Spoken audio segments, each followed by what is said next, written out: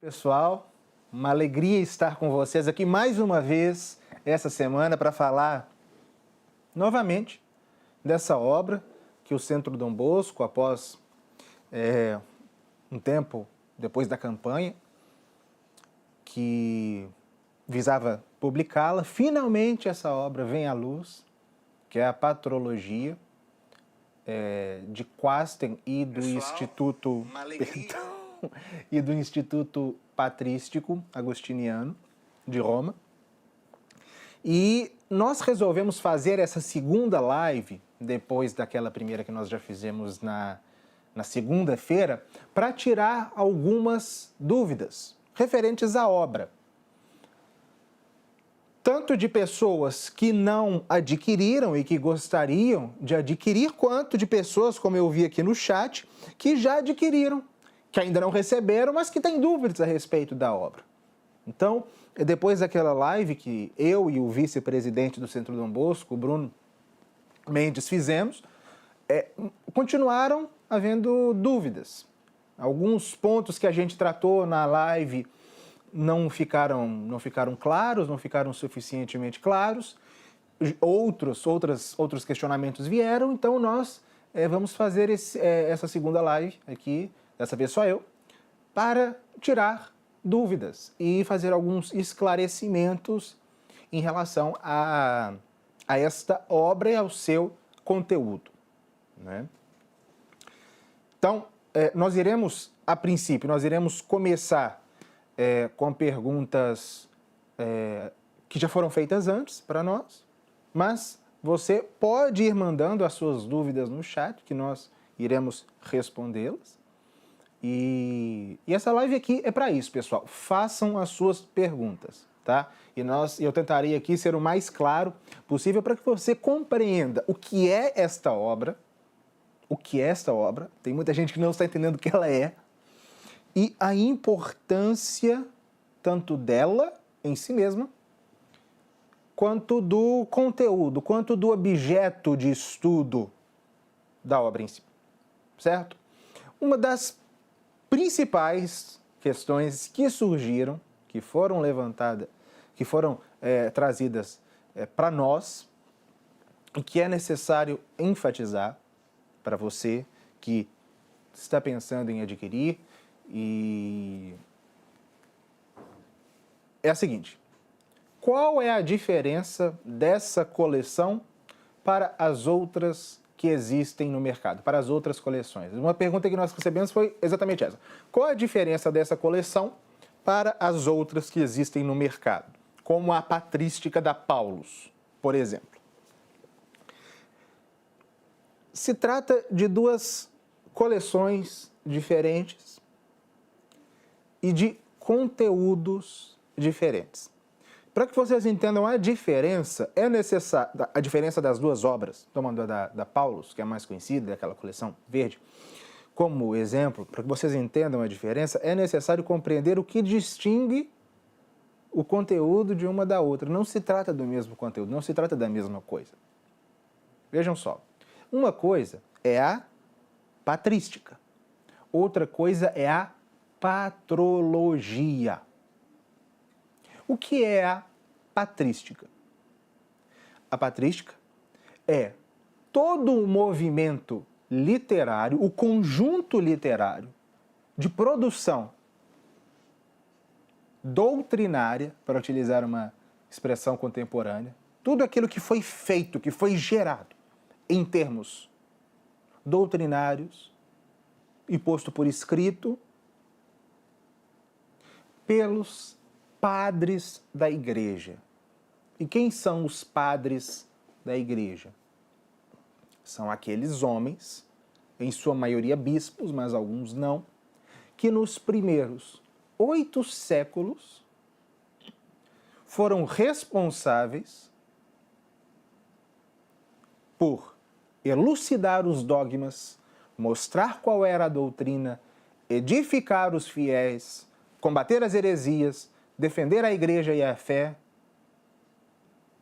custodiar, em resumo, custodiar, preservar, manter e transmitir o depósito da fé nos primeiros séculos. São aqueles homens conhecidos que vocês já devem ter ouvido. Uma citação de um ou outro, ou conhecem talvez a vida de um ou outro. Santo Agostinho foi um padre da Igreja Maior, Santo Ambrósio, São Jerônimo, Santo Atanásio, São Cirilo de Alexandria, São Leão Magno, São Gregório Magno, São João Damasceno, São Máximo Confessor, Santo Irineu de Lyon, Santo Inácio de Antioquia, todos eles são os padres da Igreja. E o conjunto do que eles produziram, em termos de obra, é a patrística. Por isso que algumas editoras, quando publicam as obras deles, dão um nome de patrística. A obra que vocês têm aqui não se trata de um conjunto de obras dos padres da Igreja, porque isso aqui não é a patrística. É outra coisa. É a patrologia. E o que é a patrologia? Já que nós entendemos o que é a patrística, o que é a patrologia? Eu poderia dar aqui um conceito meu, mas vamos recorrer ao nosso autor. Aqui no seu primeiro volume, o Quasten, Johannes Quasten, ele explica o que é a patrologia, conceito e história da patrologia. Patrologia é a parte da história da literatura cristã que trata dos autores teológicos da antiguidade cristã.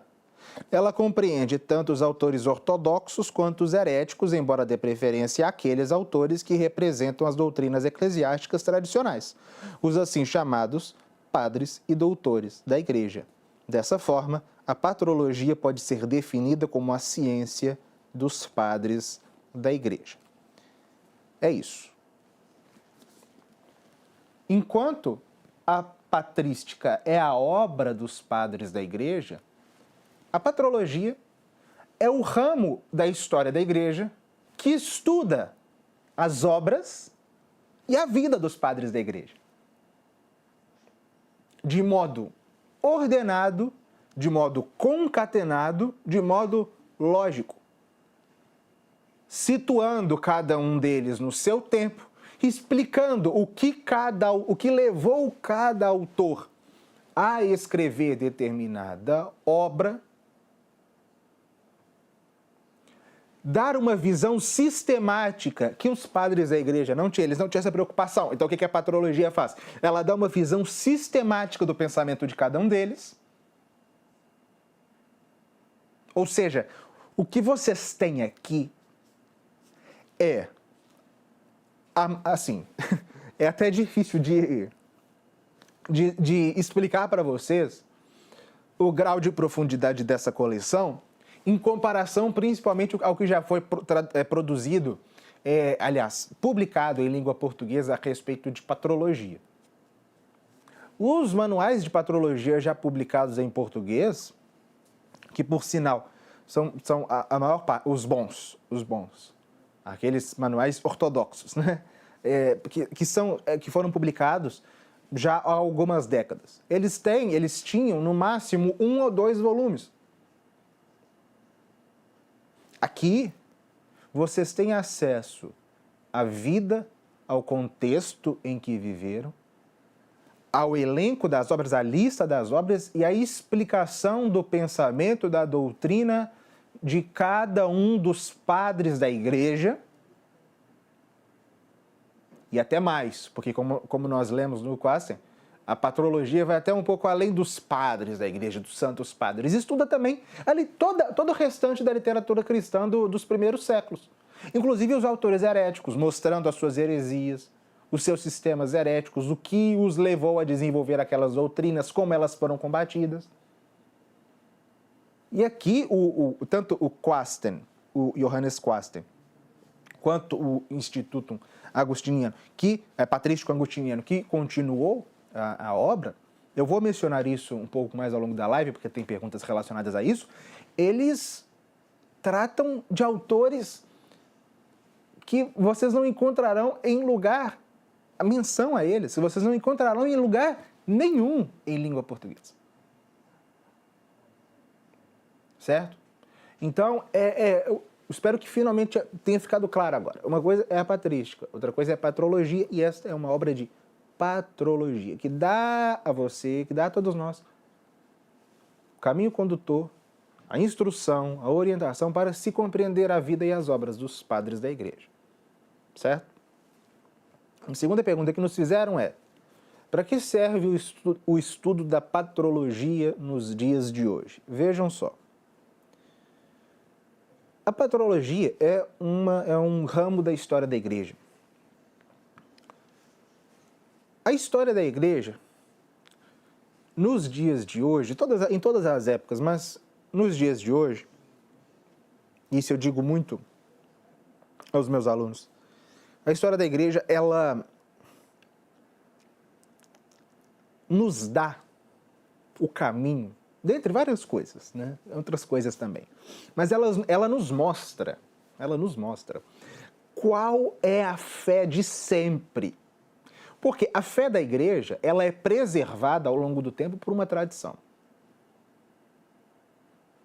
E São Vicente de Lerins, que é um dos padres da igreja, que viveu na Gália, atual França, no começo do século V, a obra dele é tratada, a vida e a obra dele são tratadas, se não me engano, no volume 4 da coleção. São Vicente de Lerins fala, no seu famoso livro Comunitório, se você quer saber qual é a fé da igreja em tempos de crise, olhe, é aquela famosa fórmula. A fé da igreja é aquilo que foi crido sempre, por todos e em todo lugar. Trocando em miúdos. Ele nos manda olhar para o passado. Para descobrir o quê? Ao longo do tempo e em todo o orbe católico, no que foi crido. Então, olhar para a história da igreja é perceber qual é a verdadeira doutrina católica, que foi transmitida de geração em geração sem mácula. Agora, imaginem isso. Pensem nessa vantagem de se estudar a história da igreja quando aplicado à patrologia. Conhecendo os padres da igreja, nós temos exemplo, não apenas de grandes vidas, de grandes santos, mas também nós descobrimos qual era a fé dos primórdios. E nós descobriremos o quê? Que a fé dos primeiros séculos é a mesma que a nossa. Que não houve um desvio de percurso, como afirmam os protestantes e os modernistas. Não se deve estudar a patrologia como um retorno às fontes, porque houve uma corrupção depois. Não. Mas para se perceber ali, justamente o alicerce daquilo que sempre foi professado pela igreja. E esse é um outro ponto. Toda a cultura católica, tudo o que pertence à igreja, enquanto igreja católica, passa diretamente pelos padres da igreja. Eles escreveram sobre tudo durante 8 séculos. Sobre tudo que vocês podem imaginar que diz respeito ao dogma, à moral. Tudo. Eles escreveram, ao menos indiretamente. Olhar para eles é olhar justamente esse alicerce. Alicerce alicerce sobre o qual os futuros apogeus da igreja, por exemplo, com a escolástica medieval, se embasariam.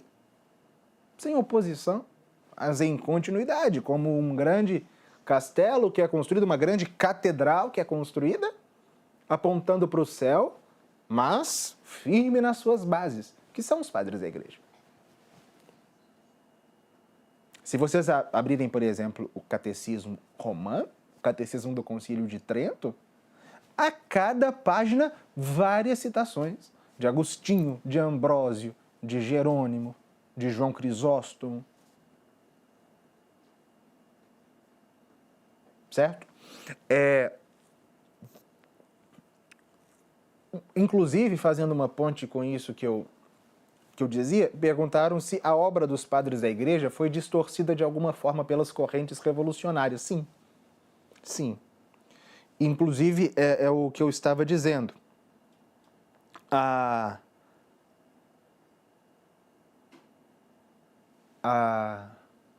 O modernismo,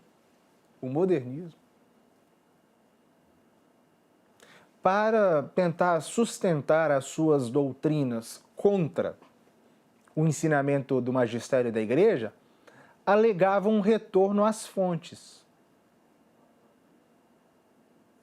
Justamente para opor o que eles consideravam uma origem mais pura do cristianismo ao que veio posteriormente.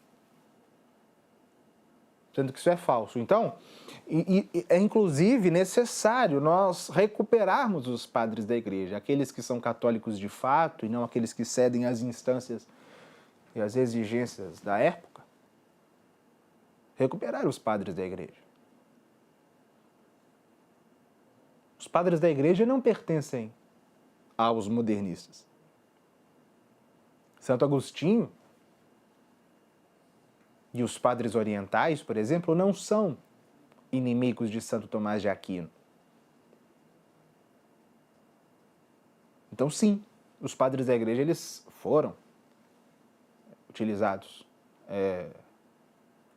por correntes revolucionárias. Marlon perguntou, a patrologia fala da literatura cristã produzida no Oriente Médio e Norte da África antes do surgimento do islamismo? Sim. Sim. Desde os mais antigos, em Alexandria, aqueles, né, do século II, no Egito, né? Como Clemente e Orígenes. Depois, Santo Atanásio, Dídimo o Cego, os padres do deserto, São Cirilo de Alexandria, etc. E no norte da África, Tertuliano, São Cipriano de Cartago, Minúcio Félix, Santo Agostinho, São Cortvuldtdeus, enfim. E no Oriente Médio, tantos, né? São tantos. São Cirilo de Jerusalém, Eusébio de Cesareia, Santo Efrem o Sírio, São João Damasceno, São Máximo Confessor, esqueci de falar. Isso sem falar da Anatólia, atual Turquia, que são tantos e tantos. São João Crisóstomo, que foi patriarca de Constantinopla, São Gregório Nazianzeno, São Gregório de Nissa, São Gregório Taumaturgo, São Basílio Magno, tantos e tantos. Então, sim.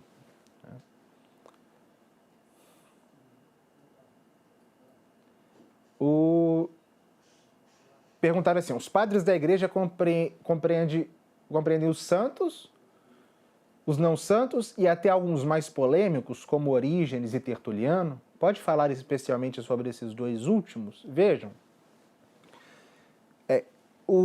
quando se fala em padres da igreja, não se está falando de um conceito, de um título que foi dado de modo formal pela igreja, como é o caso do título de doutor da igreja. O título de padre da igreja é dado antes pela tradição. Mas um requisito que normalmente se leva em conta para considerar um padre da igreja é a santidade e a ortodoxia. mas existem algumas exceções. A esmagadora maioria dos padres da igreja são santos, aqueles que não são, como é o caso, por exemplo, de Clemente de Alexandria, que era santo, cujo nome constava no martirológio romano, mas foi retirado no final do século XVI, não porque houvesse algo de errado na vida dele, mas porque faltavam informações a respeito da vida dele. Se conhecia a obra, mas não se conhecia bem a vida. Clemente de Alexandria é um padre da igreja e não é santo. Então, há alguns que não são santos, justamente pela ausência de informações a respeito. Mas a maioria é. Alguns destes que não são santos são os mencionados na pergunta Tertuliano e Orígenes, cujas doutrinas se desviaram em determinado momento e que são ainda assim considerados padres da igreja. São dois casos excepcionais e diferentes. Não é possível comparar absolutamente Tertuliano e Orígenes. Tertuliano é um homem que era um padre de Cartago, no norte da África, nasceu na segunda metade do século II e morreu em cerca de 220, em Cartago. Era um homem de temperamento ardente, era advogado antes de ser sacerdote e depois dedicou a sua vida à defesa da igreja, à edificação dos fiéis, escrevia sobre apologia, fazia apologias, escrevia sobre temas morais principalmente. Era um homem, de fato, inebriado, ardorosamente dedicado à defesa da igreja, mas se desviou e caiu em um determinado momento da vida na heresia montanista, que era uma heresia rigorista quanto à moral. Não vem ao caso explicá-la aqui, mas nas obras de Tertuliano é possível distinguir a fase católica, a fase semi-montanista e a fase montanista. Então, é bem fácil ver, porque Tertuliano, de fato, rompeu com a igreja. Fundou uma igreja própria. Mas em razão das obras que durante tantos anos ele escreveu para a igreja, na igreja, ele é considerado um dos padres. O caso de Orígenes é um pouco diferente. Orígenes, que viveu algumas décadas depois de Tertuliano, morreu em 253 em Alexandria.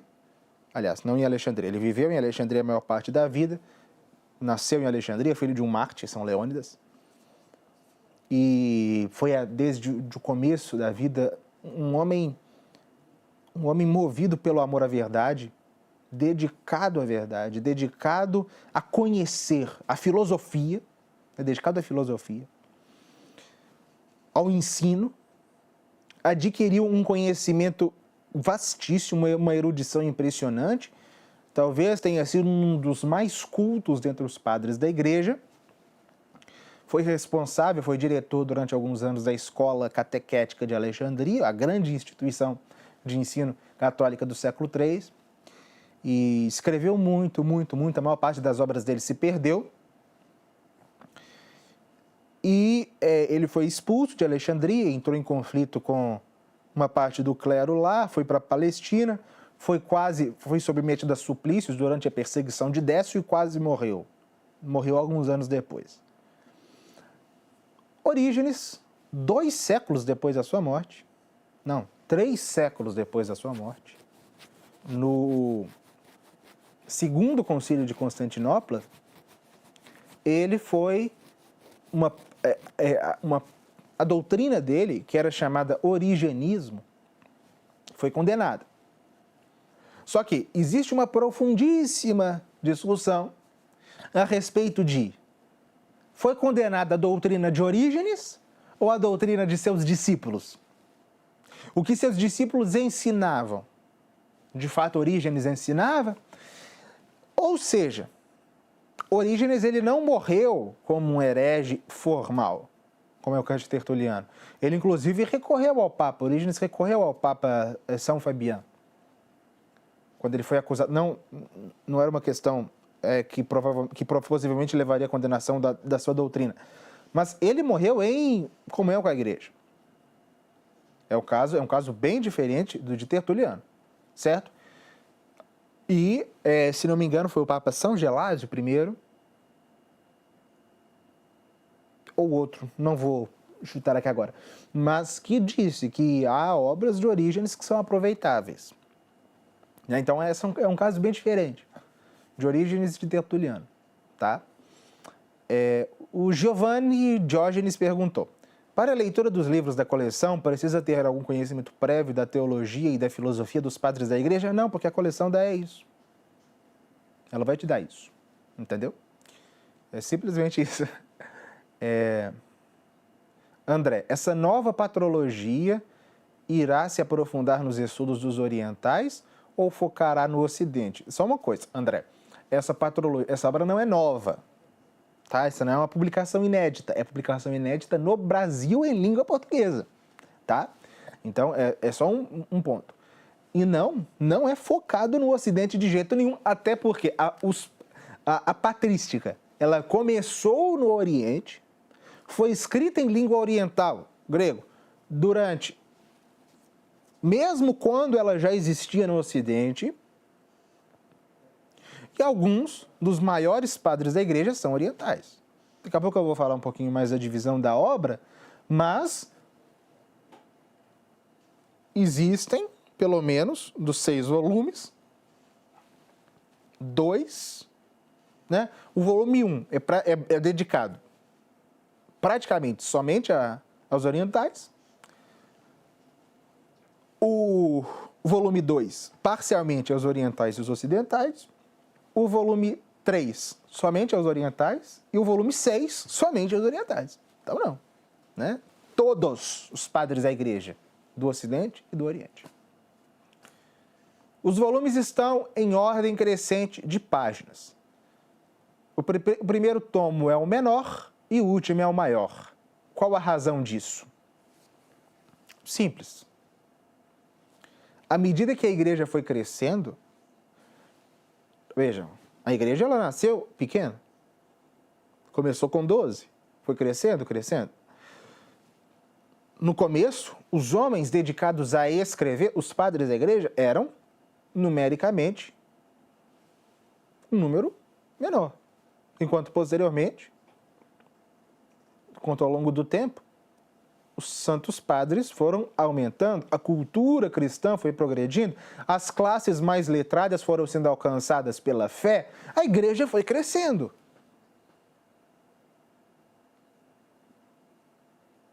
Então, quando nós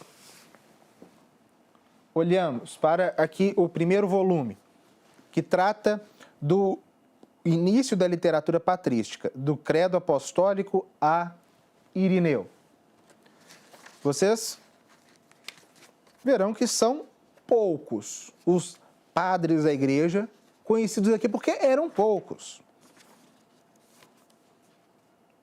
Clemente, São Clemente, Inácio de Antioquia, Policarpo de Esmirna, Pápias ou Papias de Herápolis, 2 obras cujo autor nós não conhecemos, que é a Epístola de Barnabé, ou do Pseudo Barnabé, o Pastor de Hermas,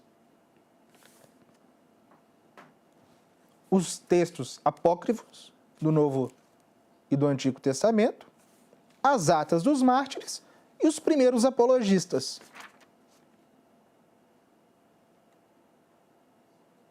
Até, né, aqueles do século II.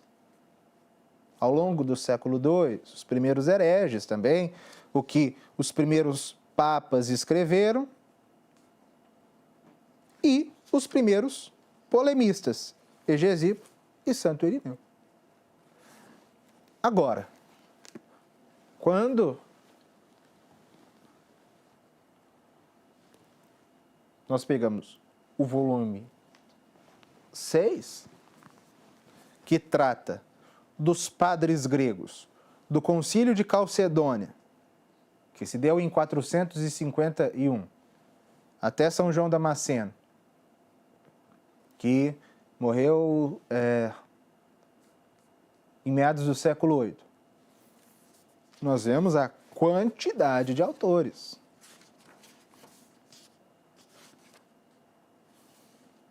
Maximino de Constantinopla, Alípio, Partêmio, Firmo de Cesareia, Anatólio de Constantinopla, Basílio, Arquimandrita, Anfilóquio, são muitos autores.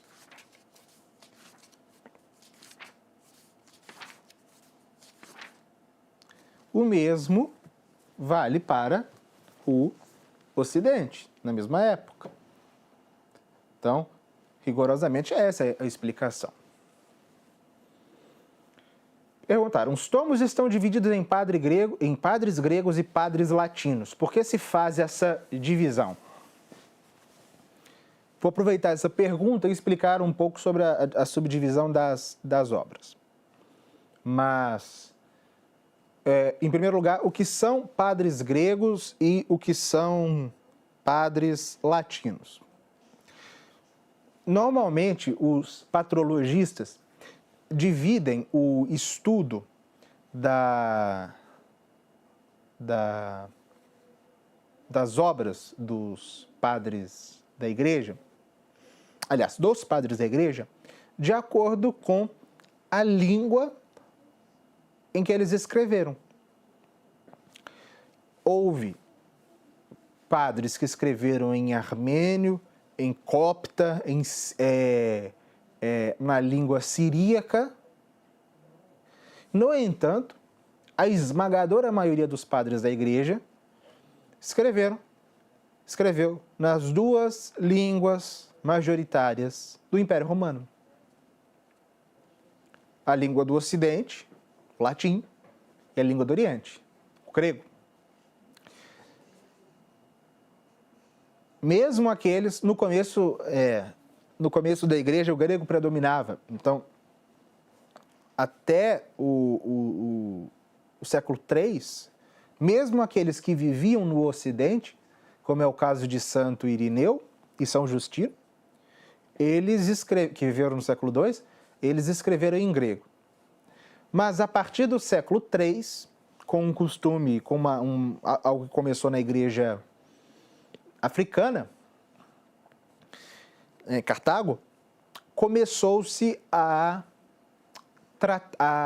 se escrever, os padres da igreja a escreverem em latim. Aí Tertuliano escreveu em latim, São Cipriano escreveu em latim, depois do século IV. Lactâncio, Santo Hilário de Poitiers, São Jerônimo, Santo Ambrósio, Santo Agostinho, mencionado São Vicente de Lerran, São Sidônio Apolinário, São Leão Magno, etc., São Pedro Crisólogo, etc., etc., etc. Fala-se de padres latinos, são aqueles que, sendo, em sua maioria mesmo, de tradição latina, escreveram em latim. Enquanto padres gregos não são aqueles que viveram na Grécia apenas, não. Mas no Império Romano e depois no Império Bizantino, a língua predominante e a língua utilizada pela igreja era o grego chamado koiné.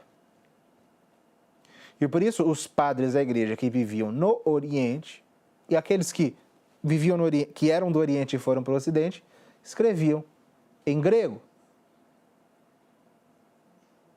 Assim foi com todos os padres apostólicos, com os apologistas do século II, Santo Irineu de Lyon, que viveu na Gália, mas que era oriundo da Ásia Menor, atual Turquia, da parte oriental, escreveram em grego. No século III, os que eu já mencionei, Clemente de Alexandria, Orígenes, depois Santo Atanásio, São Basílio, Lúcifer, Lúcifer falava era latim.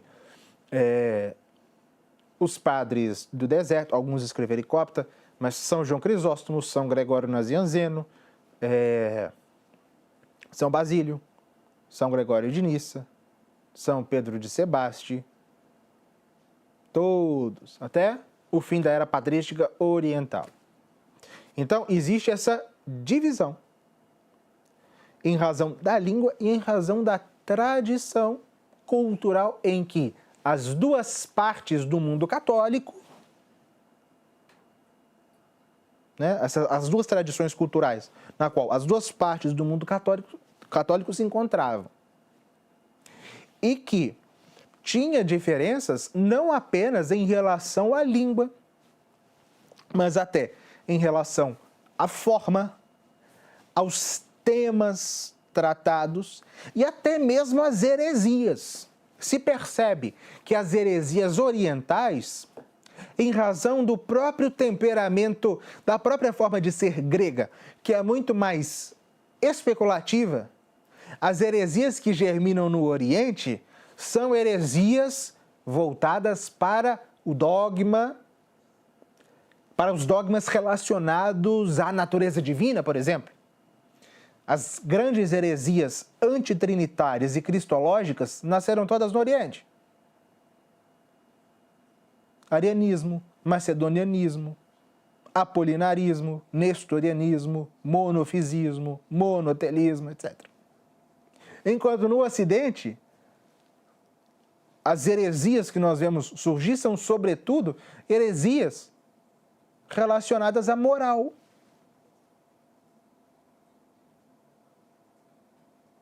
O donatismo, o pelagianismo, o semi-pelagianismo, o novacianismo. Ou seja, com as heresias a gente consegue exemplificar bem o que era. Né? Pelos desvios nós conseguimos compreender o que diferenciava o modo de pensar do Ocidente e do Oriente.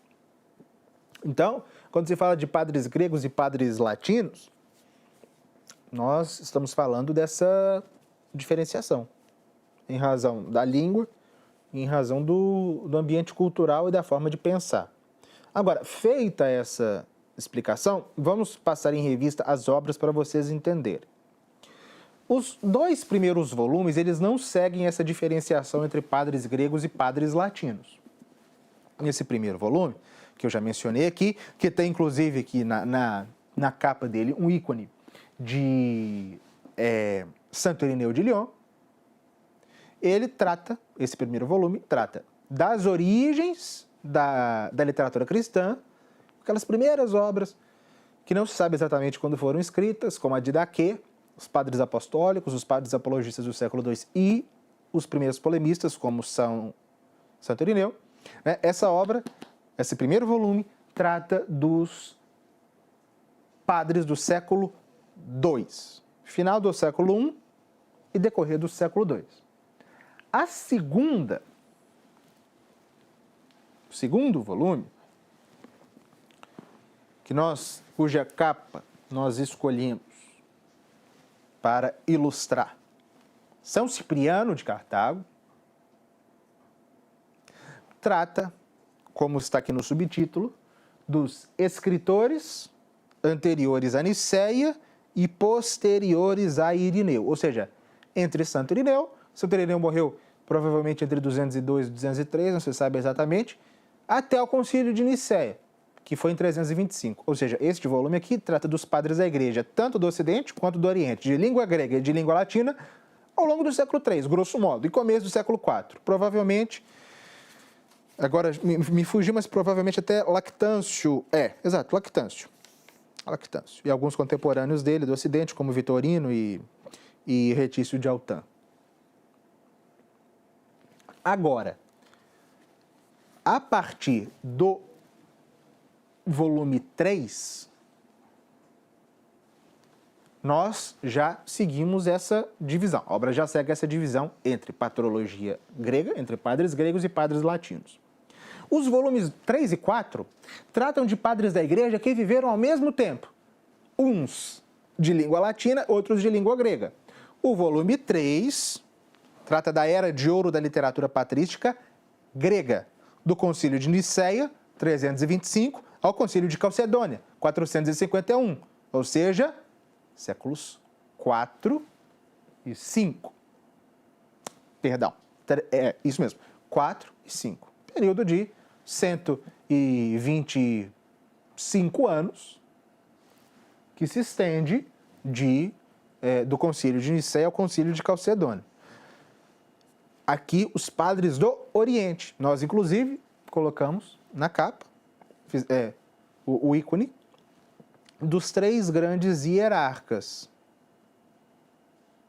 São Gregório Nazianzeno, São João Crisóstomo e São Basílio Magro. 3 dos grandes padres gregos. São Gregório Nazianzeno e São Basílio Magro viveram no final do século IV. São Basílio morreu em 379. São Gregório Nazianzeno, me escapa a data agora, se não me engano, no comecinho da década de 390. E São João Crisóstomo morreu na primeira década do século V. Agora, o volume 4 trata dos padres latinos que viveram nessa mesma época. Certo? Do concílio de Nicéia ao concílio de Calcedônia, de 325 até 451. E nós colocamos aqui na capa, para simbolizá-los, exemplificá-los, Santo Agostinho, São Jerônimo e Santo Ambrósio, de Milão. Aqui, para vocês darem uma olhada no sumário dessa obra, os autores que são tratados aqui, começa-se com a crise ariana, com Santo Hilário, a repercussão da crise ariana no Ocidente, Santo Hilário de Poitiers. Outros escritores anti-arianos, Samosio de Córdoba, Eusébio Lúcifer de Cagliari, Mário Vitorino, Santo Ambrósio, São Jerônimo, Rufino, enfim, todos os grandes padres da igreja, os escritores cristãos e heresiarcas dessa época.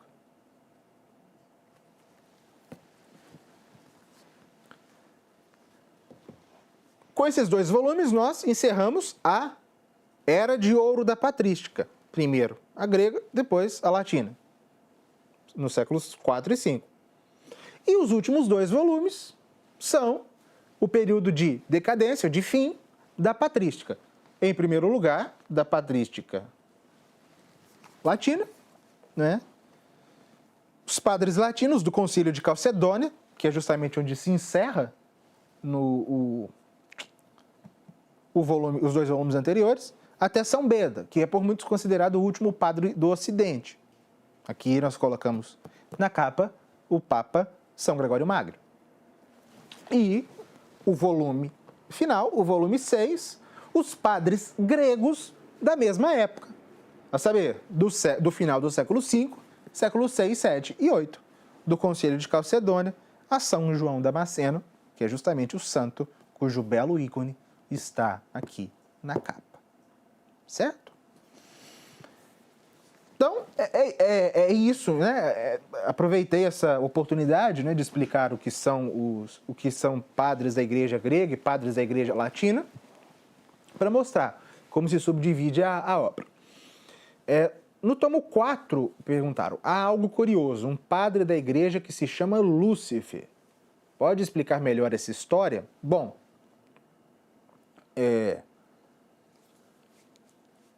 Lúcifer de Cagliari foi um bispo sardo, bispo da Sardenha, no século IV, que foi um dos... que tem esse nome, eu já explico porque tem esse nome.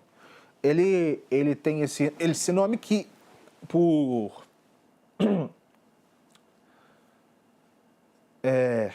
bom, já explico. Ele foi bispo da Sardenha no século IV, um grande bispo, e que foi um dos grandes combatentes do arianismo no Ocidente. Inclusive, no concílio, em um dos concílios, quando o arianismo já estava dominando o mundo, começando a chegar na Igreja do Ocidente, ele se desenvolveu na Igreja do Oriente, chegou no Ocidente.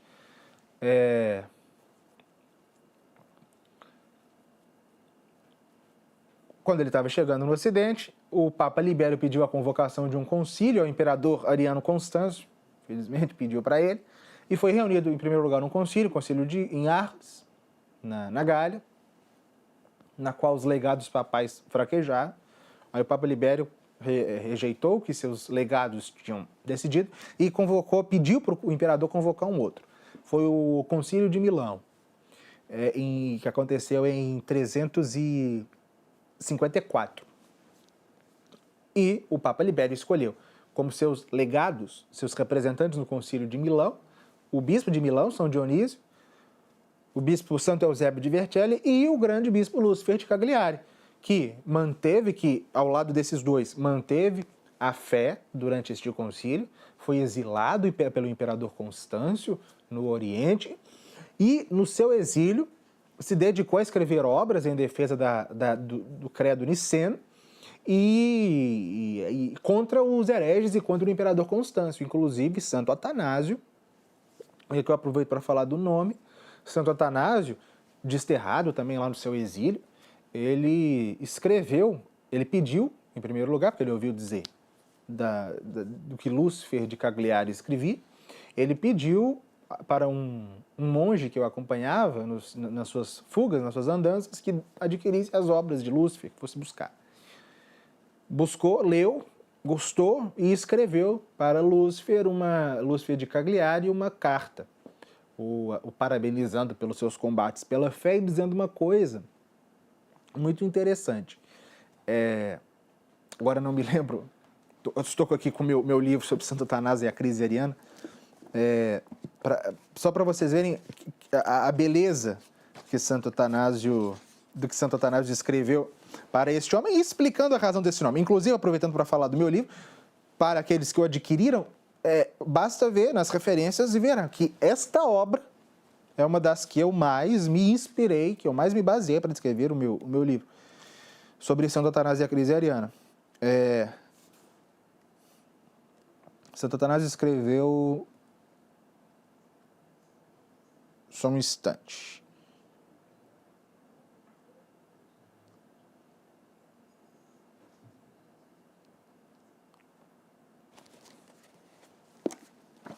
Santo Atanásio, quando adquiriu as obras de Lúcifer de Cagliari, escreveu para ele o seguinte: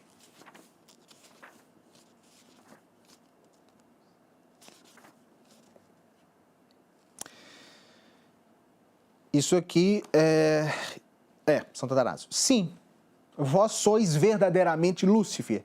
De acordo com a etimologia de vosso nome, vós fazei brilhar a luz do Cristo. Vós a recoloca sobre o candelabro, como um farol destinado a iluminar todas as consciências. Este nome, pessoal, não é o nome do demônio. É um nome que Deus deu ao anjo que posteriormente cairia.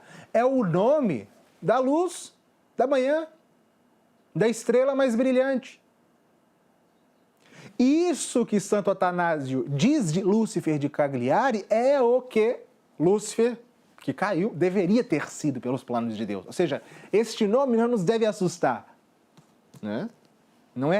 Ele não se chamava Satanás, se chamava Lúcifer, que era um nome de Satanás antes da queda. Certo? O José perguntou: tem algum método para o estudo da obra? É muito difícil a leitura? Não tem método. Você pode lê-la do começo ao fim, ou, isso é relevante também, se você quer saber alguma, você pode utilizá-la como uma obra de consulta. Eu falei disso na live que nós fizemos segunda, mas vou falar aqui novamente, tomando como um outro exemplo, o santo, né, que eu acabei de mencionar, que é Santo Atanásio. Se você quer saber o que aliás, um outro, vamos pegar Santo Ambrósio. Se vocês querem saber o que Santo Ambrósio pensava sobre determinada matéria, vocês abrem aqui o volume 4, aí procuram Santo Ambrósio, aqui, Santo Ambrósio de Milão, página 234.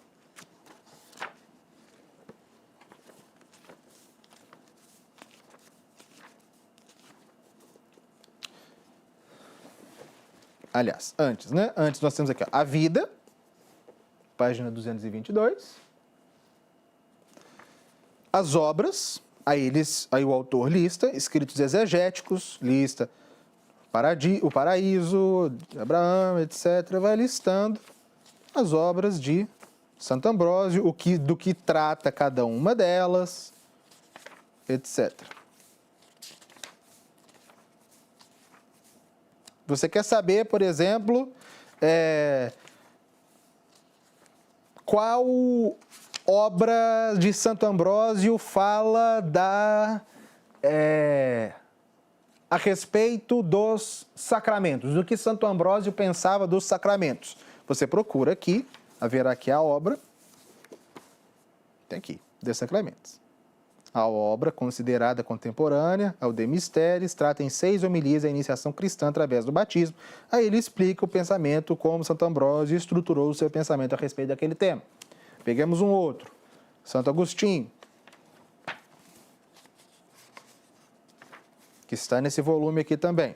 Santo Agostinho, o pensamento, página 584.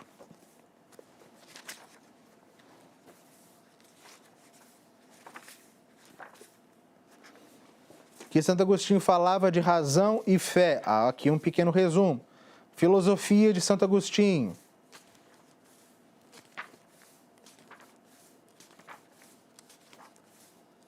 Enfim, tudo isso aqui explicando a filosofia de Santo Agostinho com a obra. Se você quer saber de Trinitate, lá o que Santo Agostinho falava sobre o ponto que ele está tratando aqui.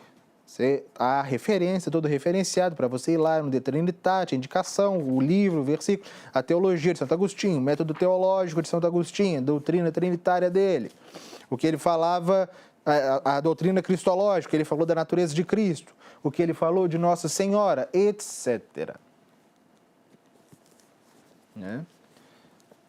É uma obra muito didática, ela foi feita para que você consulte e saiba e compreenda facilmente e saiba ir atrás, ir até o que você está precisando, certo? Para ela te dar uma visão sistemática, ordenada do que os padres da igreja viveram, escreveram, pensaram, certo? O Eduardo falou, alguma citação à devoção ao dogma mariano na obra? Claro, agora mesmo eu mostrei, não é? O que Santo Agostinho, a parte lá de Mariologia de Santo Agostinho, os outros também. Se vocês abrirem aqui o volume 3, quando trata daqueles que combateram a heresia nestoriana, que negava o dogma da maternidade divina, vocês verão a argumentação, a doutrina, o pensamento, as obras de São Cirilo de Alexandria, que foi o grande campeão contra o nestorianismo, que ele falava, contra o nestorianismo em defesa da fé católica, defesa da Virgem Maria, enfim, a defesa dos dogmas, a defesa, tudo que os padres, o que os padres da igreja ensinaram sobre Nossa Senhora, né, vocês encontrarão aí. O Marlon perguntou, a obra traz o que trata a cidade de Deus de Santo Agostinho? Sim, sim. Mais alguma dúvida? Tem mais alguma dúvida? Mais alguma dúvida, pessoal? Podem fazer, aproveitem a ocasião.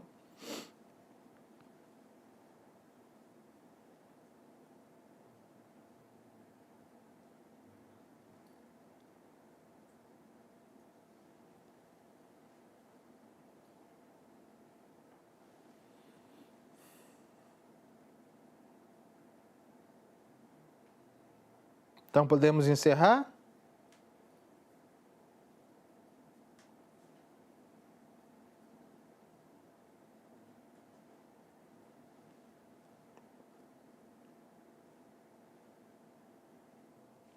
Bom, pessoal, então é isso. Fica a sugestão final para vocês adquirirem essas obras. Vocês não irão se arrepender. Procurem conhecer os padres da igreja, procurem conhecer quem eles foram, o que eles pensaram, o que eles ensinaram, e vocês descobrirão um tesouro. Um tesouro esquecido, um tesouro por vezes surrupiado, apropriado pelos inimigos da fé, mas o que vocês encontrarão junto a estes homens é a mais pura fé católica. Então, encerro fazendo esse novo convite e adquiram a nossa patrologia e colaborem para a sua própria formação, para o resgate autêntico da tradição católica no Brasil. E viva Cristo Rei!